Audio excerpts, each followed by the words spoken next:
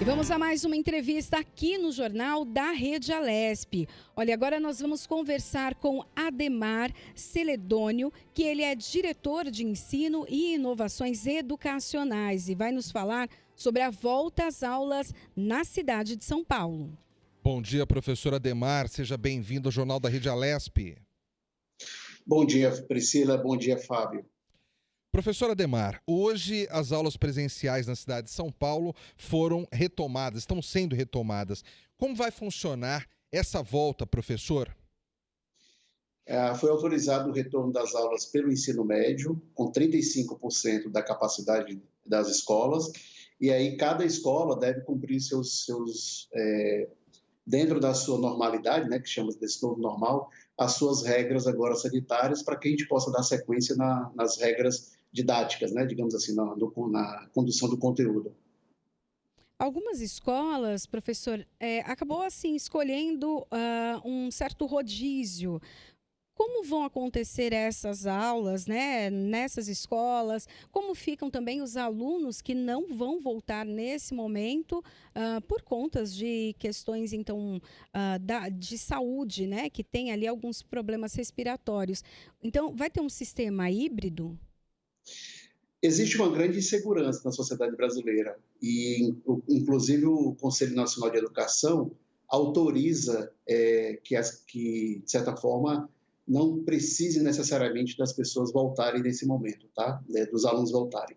Mas para os que voltarem e passar da capacidade dos 35%, essa escola pode fazer algumas alternativas, como, por exemplo, receber os alunos de manhã e também de tarde, numa nova distribuição para manter números menores em sala de aula. Ou então fazer alguma distribuição das suas aulas através do ensino híbrido, que é um outro grande desafio.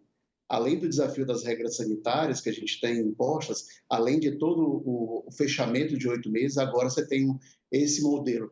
Que, assim, Priscila, falam que isso é ensino híbrido, mas isso é o começo do ensino híbrido. Não necessariamente isso é ainda o ensino híbrido, porque eu tenho que garantir uma transmissão em sala de aula para quem está presencialmente e também para quem está em casa. Então, isso é um modelo que é alguma coisa que vai ser, talvez, uma grande chancela para o ensino híbrido. Há muita clareza que a gente vai ter um crescimento do ensino híbrido, que é a potencialidade desses processos todos após a pandemia, principalmente. Professor, aí é um grande desafio, né? Porque se tem já uma turma ali em sala de aula presencial, de forma presencial, e uma turma ainda assistindo às aulas online. As aulas, elas são aplicadas de maneira diferente. O senhor, como professor, com certeza fala melhor do que eu. Mas as aulas, elas são ministradas de maneira diferente, seja ali presencialmente, quanto ali no computador, uma coisa mais fechada, mas como que vai ser essa adaptação também para os professores? Ou vão ter outros professores só para o ensino online? Existem vários modelos que podem ser estabelecidos. Por exemplo, para quem ficar em casa, eu posso continuar no mesmo modelo que eu já tinha anteriormente. Essa é uma possibilidade. Outra possibilidade é dessa transmissão simultânea. Mas aí você tocou num ponto que é muito interessante. Existem novas habilidades também para serem aprendidas, tanto pela parte dos professores, também como parte dos alunos. A maior dificuldade, Priscila, é na interação. Então, se o professor conseguir, se a escola conseguir fazer com que exista essa interação nesse momento ao vivo, talvez seja muito bom a gente conseguir manter alguns alunos ali sentados na sala, o professor transmitindo e conversando com eles simultaneamente em casa e também em classe. Mas isso requer ao professor também novas e novas habilidades e que não foram tão poucas aprendidas durante a pandemia. Os professores são grandes heróis nesse processo todo e quando a gente fala assim, a volta às aulas, eu acho que eu gostaria de complementar a volta às aulas presenciais, porque de fato as aulas não acabaram, as aulas elas continuaram num processo sempre contínuo, da medida possível que foi dentro dessa pandemia. Esta volta às aulas presenciais, ela se restringe ao ensino médio, não é isso, professor? Esclarece essa dúvida para a gente aí, e se restringe ao ensino médio, por que só o ensino médio? No momento se restringe só ao ensino médio na cidade de São Paulo e com 35% do seu número de alunos. Fábio, tem possibilidades e respostas para tudo. Tem, inclusive, do ponto de vista sanitário ou do ponto de vista de mercado. Então, a gente viu, por exemplo, na Europa, muitos países começando pela educação infantil e outros países, como a Alemanha, começando pelo ensino médio, devido à proximidade dos exames. E também pelo ensino médio, porque, digamos que é mais fácil esse adolescente cuidar desse novo protocolo de segurança. Então, eles são mais simples do ponto de vista de aceitarem as regras, do entendimento do que é a Covid, do que é a pandemia como um todo, do que crianças. Mas tem para tudo, tá? Em alguns lugares do Brasil, por exemplo, começou a abertura pela educação infantil porque os pais tinham necessidade de voltar a trabalhar. Então, há respostas e há situações em que, para todos esses momentos, digamos, não existe um gabarito, né? Falando aqui de educação, não existe um gabarito para essa solução. Acredito que o Estado de São Paulo, a Secretaria de Educação de São Paulo, foi muito nessa linha, pensando já na volta agora, nessa proximidade dos exames, como o FUVEST, o Unicamp, o Unesp e o próprio Enem. Professor, há uma recomendação de uma não reprovação, né, para os alunos neste ano que foi tão atípico. Isso para todas as séries. No caso do ensino médio, pode comprometer muito? O aluno poderia ter, de repente, mais alguns meses depois, né, no caso, o ano que vem, com a volta às aulas, para retomar isso, como o senhor disse, né, é uma época tão importante para eles, a preparação para o vestibular, a preparação para uma vida profissional. Existem recomendações da Unesco, muito fortes para não reprovação, e depois essas recomendações também foram feitas aqui pelo Conselho Nacional de Educação, pelo CNE. Não existe uma situação de dizer assim, reprovo ou não reprovo, mas existe uma recomendação para não reprovação. Existe uma recomendação também para que a gente junte os anos de 2020 e 2021 num processo de biênio. Ao invés de 4 bimestres, a rede poderia adotar 8 bimestres. E aí fazer uma avaliação do aluno durante esses 2 anos. Imagine que a gente tem disparidades sociais muito fortes no Brasil, disparidades sociais muito grandes dentro da sociedade e que muitos não tiveram acesso, por exemplo, ao mínimo de representação hoje em termos de educação. E ainda punir esse aluno por uma reprovação pode ser muito cruel. Então, por isso que vem essa recomendação de não reprovação. Tem iniciativas, inclusive, de algumas redes, como São Paulo e Ceará, por exemplo, da criação de um 4º ano do ensino médio, que é muito bom essa iniciativa, de talvez os alunos que se sentirem, de alguma forma, ainda não seguros para o exame, repetir mais esse ano, fazer, de fato, o ano de 2021, a sua grande preparação, por exemplo, para o ensino superior. Mas existe uma preocupação enorme também, além da reprovação, do abandono escolar. Isso é uma prática que se espera que talvez até aconteça, né? A Unesco e a OCDE já esperam uma queda no desempenho dos alunos. Então, tem uma queda no desempenho dos alunos, eu tenho, digamos que, dificuldades grandes de acesso à comunicação, seja do ponto de vista como os professores, seja do ponto de vista de internet, ou até mesmo de ter, por exemplo, um simples smartphone. Então, de alguma forma, a gente está passando por um momento muito difícil e a reprovação seria, digamos que, uma coisa muito pior e provavelmente aumentaria mais ainda o abandono escolar, que é uma coisa que já é muito preocupante hoje na sociedade brasileira. De cada 100 alunos que começam o ensino médio, apenas 60, isso é um dado assustador, apenas 60 terminam o seu ensino médio. Imagine que a gente teria ainda agora uma reprovação e uma pressão muito grande ainda. Então, provavelmente, o abandono escolar seria ainda maior. Professor Adhemar, já que a gente está falando aí de jovens ali do ensino médio, né, crianças que estão no ensino médio, é um momento crucial na vida desses jovens, né? É um momento que muitos deles estão o tempo todo ali falando, conversando entre eles, para que tipo de vestibular vão prestar, que curso querem seguir, que carreira pretendem fazer, né? E exercer. E como que vai ser por parte das escolas, nesse momento tão delicado, esse preparo para Enem e vestibulares também? Fábio, eu acho que a primeira coisa nesse retorno é o acolhimento, tanto aos alunos como aos professores, né? A gente tem, provavelmente, muita sociedade, dentre 160 mil falecimentos no Brasil devido à Covid, acho que tem um impacto muito forte e talvez no seu ambiente escolar a escola também já sofreu alguma perda de um familiar, alguma coisa nesse sentido. Então, acho que o primeiro momento é esse acolhimento, depois a adaptação às novas rotinas, principalmente do ponto de vista sanitários, para que todos obedeçam.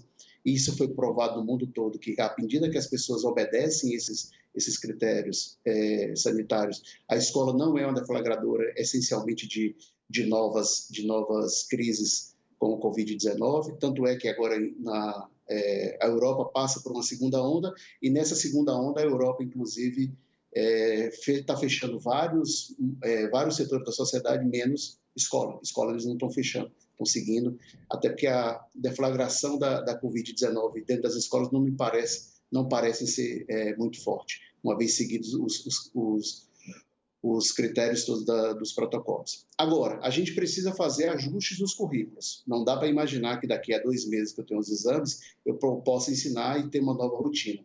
Então, você tem que ter um ajuste nos currículos, ter foco nas principais habilidades, tá? A gente tem várias lições aprendidas nesse modelo que a gente teve agora, e avaliações diagnósticas sendo aplicadas agora no começo, nessa retomada, são muito importantes. Então, eu faço algumas avaliações, se eu não puder fazer de todas, pelo menos as disciplinas de português e matemática, para que eu tenha um entendimento do que a criança aprendeu durante esses meses de fechamento. E focar nessas habilidades que são mais essenciais. A gente sabe, inclusive, que alguns vestibulares ou o próprio Enem, eles são recorrentes em cobrar os mesmos assuntos todos os anos, independente que seja a série que está sendo estabelecida. Então, talvez você fazer ajustes nos currículos na primeira e segunda série, e na terceira série do ensino médio você focar essencialmente naquilo que é mais importante, ou naquela reta final, naqueles exames que de alguma forma estabelecem esses critérios de rotinas. E aí, de alguma forma, você ajudar esse jovem à sua escolha profissional. Professor, dentro desse parâmetro, nesse contexto que a gente vê agora, isso pode aumentar a desigualdade, né? O senhor já comentou a questão da evasão escolar, alguns alunos que nesse período de pandemia não tiveram a possibilidade, o acesso às aulas remotas, seja por conta de um aparelho, né? Não ter o aparelho, ou não ter a própria internet, e isso pode aumentar ainda mais, porque, por exemplo, os alunos que estudam na escola particular continuaram as aulas com dificuldade, mas normalmente. Isso pode, então, aumentar?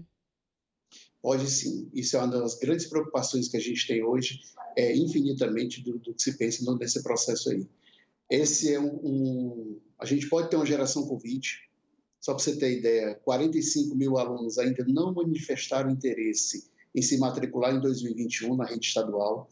Você tem um mercado de trabalho hoje que é muito intenso e que procura sempre pelo menos uma qualificação mínima desses estudantes, e aqui é o ensino médio.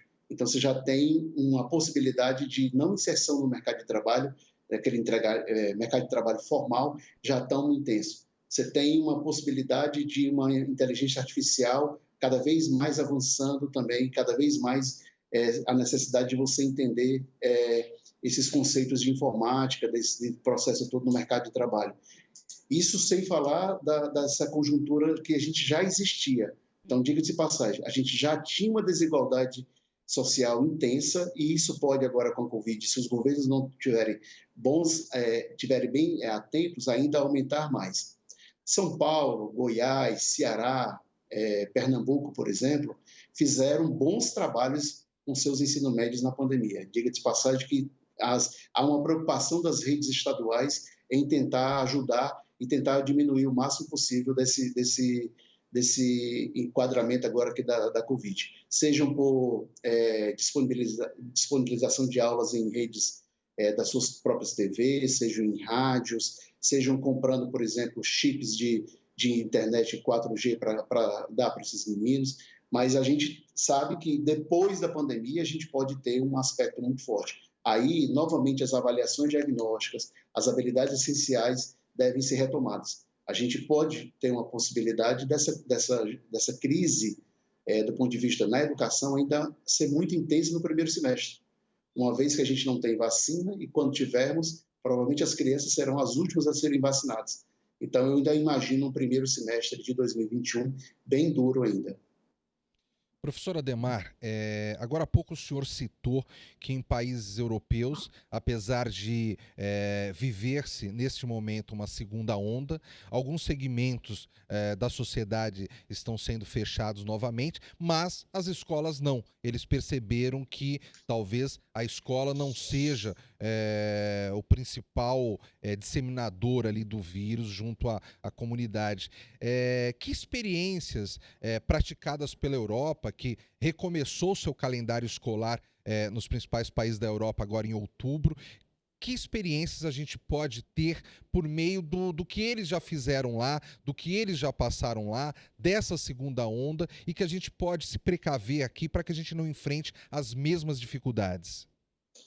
Fábio, diga de passagem que o calendário europeu ele é diferente do nosso, né? Então lá as aulas começam em setembro e terminam em junho. Então quando a pandemia foi muito intensa lá, principalmente na Europa, foi ali no final de fevereiro e começo de março, quando eles fecharam as escolas. Muito próximo também quando o Brasil fechou as suas escolas. Mas eles chegaram em vários desses países a abrir 8 semanas depois, ainda retornar esse último mês de atividades e agora voltarem depois das férias em setembro. A primeira situação que a gente tem acho que é uma comunicação, tá? Uma estratégia de comunicação muito forte. Esses países levaram muito a sério a questão do fechamento do primeiro lockdown. E isso ajudou muito também a disseminar e baixar a curva, o que daria segurança depois nessa criação. Agora, o que a gente viu? A gente viu essas escolas voltando, inclusive com 100% da sua capacidade, com protocolos muito rígidos sanitários. Mas, essencialmente, da parte de vista pedagógica, acho que teve alguns critérios que são interessantes de ser estabelecidos. Ajustes nos currículos, foco nas principais habilidades, formação de professores para essas habilidades digitais. Diga-se de passagem que esses países já tinham uma aceitação muito grande pela tecnologia, pelo ensino híbrido, então, mas mesmo assim a gente teve que fazer esses ajustes. Isso como uma forma muito intensa de tentar combater as não aprendizagens. Tem pesquisas, inclusive, divulgadas que a aprendizagem no ensino remoto na Europa foi de níveis muito baixos. Então, eles sabem, inclusive, eles vão medir e agora eles vão atrás de tentar corrigir esses grandes problemas. Então, a gente sabe que no Brasil, em que o fechamento das escolas já vão para 33 semanas, essa semana agora, 33 semanas. Você imagina que uma rede deu, por exemplo, 4 semanas de férias, elas estão fechadas há quase 30 semanas. É muito mais intenso esse cuidado que a gente deveria ter. Então, se assusta muito quando a gente vê esses dados todos postos em relação a outras situações. Mas eu diria para vocês que os grandes elementos acolhimento, adaptação às novas rotinas, ajuste dos currículos, foco nas principais habilidades, avaliações diagnósticas, inclusive agora nesse retorno que deveria fazer, tanto em 2020 também como em 2021. Professor, o senhor comentou que uma das alternativas, um desses ajustes seria, então, ter aulas, por exemplo, no período da manhã e no período da tarde, então, tendo ali o revezamento dos alunos. Mas a gente sabe também que tem muitas escolas, principalmente nas periferias, que às vezes não tem nem como fazer esse distanciamento utilizando as carteiras, porque não tem salas de aulas suficientes, não tem espaço, né, suficiente para acolher já antes da pandemia. Já havia, né, uma reclamação em relação a isso. Depois, as escolas na periferia vão sofrer mais para fazer essa adaptação? O que o senhor percebe? Já há uma reclamação em relação a isso? Não, não há uma reclamação em relação a isso, Priscila, mas não necessariamente você da periferia, eu tenho uma dificuldade de ter uma escola pior. Eu acho que você tem que tirar um pouco dessa linha. A gente pode ter, por exemplo, uma escola pública no centro de São Paulo que tenha talvez não condições, como você comentou. Acho que cada escola tem a liberdade de tomar suas decisões dentro das suas condições de estabelecer. Então, por exemplo, se eu tenho um corpo de professores que está dedicado a trabalhar o dia todo na minha escola com outras atividades, eu poderia talvez separar esse número e garantir uma presença maior dos alunos com algumas aulas no turno da manhã e outros alunos vindo no turno da tarde, e ainda assim alguns alunos assistindo, por exemplo, de forma simultânea e remota. Cada escola foi dada a liberdade para tomar tanto os seus critérios de protocolos, existem protocolos sanitários básicos, mas elas podem ser, inclusive, dentro da sua própria realidade, aumentados ou não, e também separados. Agora, a gente está vendo uma boa resposta das redes estaduais e de algumas redes estaduais, como a de São Paulo, por exemplo, e também bem intenso da parte dos professores, em tentar ajudar esses meninos agora nessa reta final. Então, eu acredito que é muito difícil esse momento agora, tá? E ele talvez seja mais desafiador do que ele foi no momento da paralisação, porque a gente tem agora, além desse contato, seguir as regras sanitárias e tentar dar um pouco de horizonte para esses meninos, já que os exames se aproximam tão rapidamente. Bom, nós conversamos então agora com Ademar Celedônio, que é diretor de ensino e inovações educacionais. Muito obrigada pelas suas informações, professor. Muito obrigado.